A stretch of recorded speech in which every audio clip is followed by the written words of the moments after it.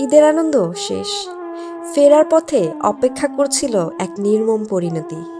একটি phone call, আব্বা সব শেষ, সোমা আর বাবু পানির ভেতরে। এই একটি বাক্যই বদলে দেয় একটি পরিবারের পুরো জীবন।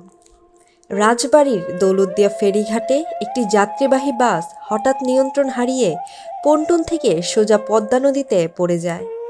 মুহূর্তেই সবকিছু অন্ধকারে ডুবে যায়।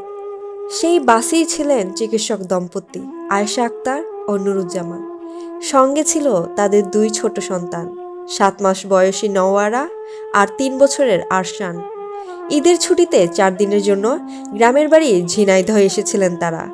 প্রতি ঈদেই তারা শুধু পরিবার নিয়ে সময় কাটাতেন না, এলাকার অসচ্ছল মানুষদের বিনামূল্যে চিকিৎসাও দিতেন। মানুষের সেবা করাই ছিল তাদের জীবনের অংশ।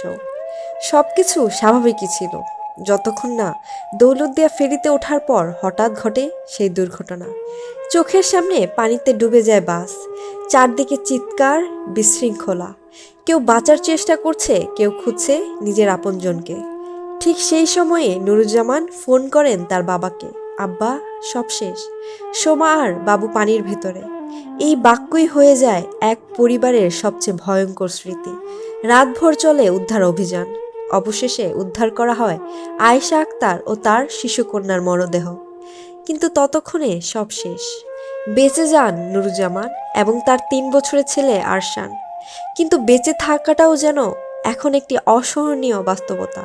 সেই দুর্ঘটনায় মোট 25 জনের মরদেহ উদ্ধার করা হয়েছে।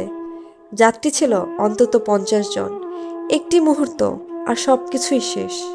পরিবারের সিদ্ধান্ত অনুযায়ী আয়েশা আক্তার ও তার শিশুকন্যাকে ঢাকার সাভারে দাফন করা হবে। একসাথে শেষ যাত্রা মা আর সন্তানের। যারা মানুষের জীবন বাঁচাতে কাজ করতেন, আজ তারাই হারিয়ে গেলেন এক দুর্ঘটনায়।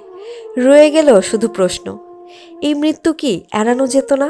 আর এক বাবার কণ্ঠে প্রতিধ্বনি হয়ে বাঁচতে থাকবে সব শেষ।